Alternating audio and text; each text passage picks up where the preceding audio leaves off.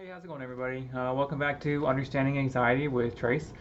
So today's lesson, we're going to kind of pick up back where we left off with the needs worksheet. I feel like I've given you guys enough time to work with that, to really be honest with yourselves and to fill that out as best that you can, and start to identify what actions are actually affecting your spiritual and physical needs. And today we're going to kind of piggyback off of that idea and use that practical work that we've done to kind of correlate it into the next phase of this course. So the topic today is actually going to be filling the holes in your bucket. So what do I mean by that?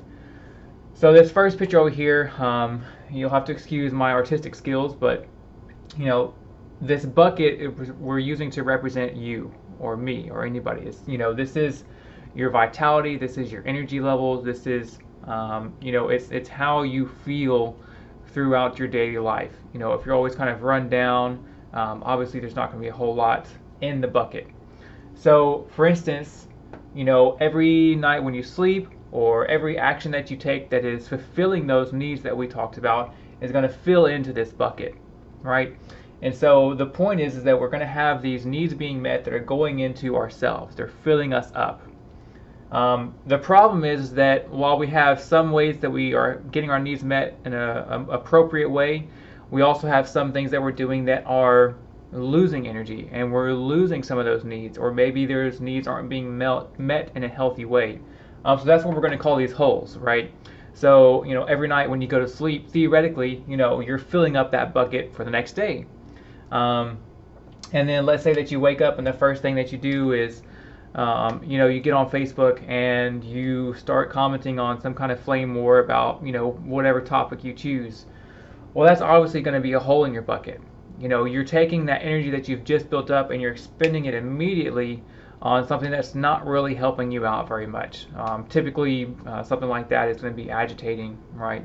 Now, this is different for everybody. Everybody's going to have different, patterns that they do that causes them to lose energy.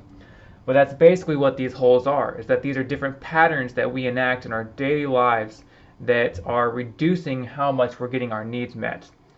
So here is like the needs worksheet. And if you noticed on the right side, I had a percent met.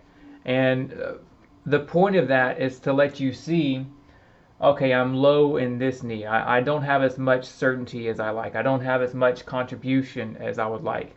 And hopefully you're able to put down some different actions or some patterns that you're taking that are keeping you from getting those needs met.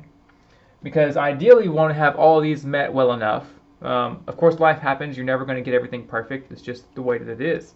But you can set patterns to where you're filling your bucket up every day instead of letting it all drain out of the holes. So that's kind of the core concept of what this section is about. And ultimately what we're trying to do is we're trying to build up more momentum.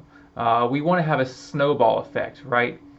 So the point of this needs worksheet is to allow us to look at all of the individual actions that we're taking, and then we should be able to explore ways to where we can tweak those patterns. I'm not talking about drastic changes. I don't want you to try and change your whole daily routine. That's similar to how extreme diets work. You're going to get on it, some stuff's going to happen, and then you're going to go right back to how it used to be. What's more effective is to make small changes.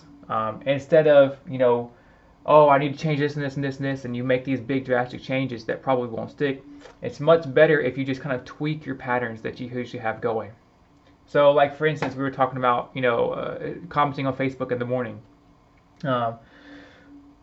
Instead of doing that immediately in the morning when you wake up, what you could do is, when you wake up, go drink a glass of water, or drink some coffee if that's your thing.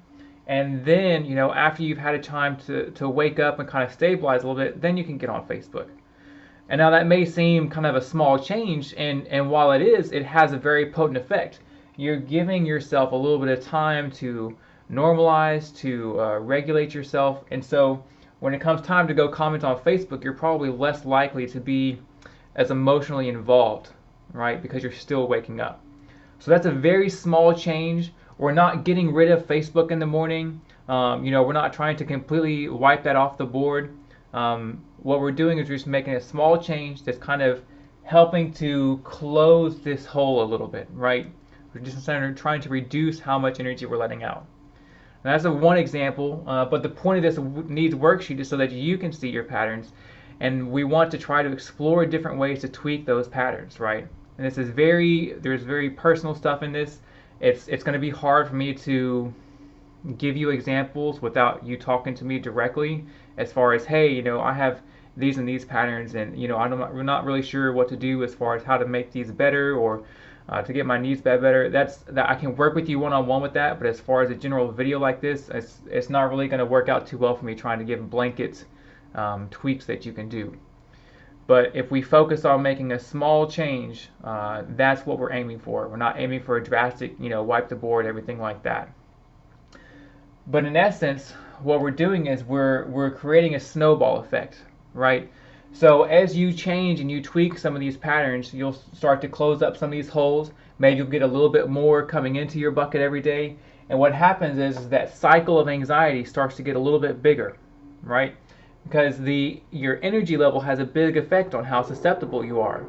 And if we can make that circle larger, in the sense that it takes more time for you to go around that circle, then we're effectively creating more space and more time for you to work with your anxiety and to understand your anxiety, which that's ultimately the point. So the goal is to take that fermentation period of the anxiety where we're not dealing with anything, and we're just we're not recuperating, we're not really losing, we're just in that bottom part of the circle where we're about to start getting our anxiety levels higher. The point is, if we can make that part of the circle bigger and have more energy in that time, then that is our key point as far as being able to work with the anxiety. Because you're at your best energy levels, you're at your lowest anxiety levels, and that is the time when you should be able to be most effective in working with your anxiety. So that's what this whole holes in the bucket idea is supposed to represent to you, is as you go through your needs and you say, okay, I've got this action here, and I notice that this action shows up in these three needs here.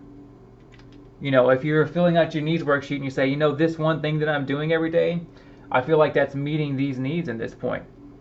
And you could also say, I think that there's one simple thing I could do a day to help me feel more connected, to help me feel like I'm contributing more, help to raise my significance. And say, okay, well, there's one small action I could do a day. Let's add that, so that we can kind of increase how much energy we're building up every day. And as those small actions happen, that leaves you with more capability to make more changes and to make bigger changes. So like I said, it's a snowball effect. We're trying to widen this circle. If you guys have any specific questions as far as what your individual patterns are, or what your potential tweaks could be, always feel free to shoot me a message, a DM. I'll be happy to help you on a one-on-one basis. But these are the core concepts that I have laid out for you as far as what to do next. Now that you've filled out that worksheet, what are you going to do with it? And the reason that we're doing this on a conceptual level is, I can't tell you exactly what's going to work for everybody every time. If I can get you to understand these core concepts, and then you can apply those concepts to your future actions, then you're going to be the one doing the work, and then you're going to be the one who's actually able to affect change in your own life. Like I said at the beginning, I can't do the work for you. I can show you how, and this is how. You have to understand these concepts of you being the bucket, and that all of your actions are either adding to or taking away from your vitality.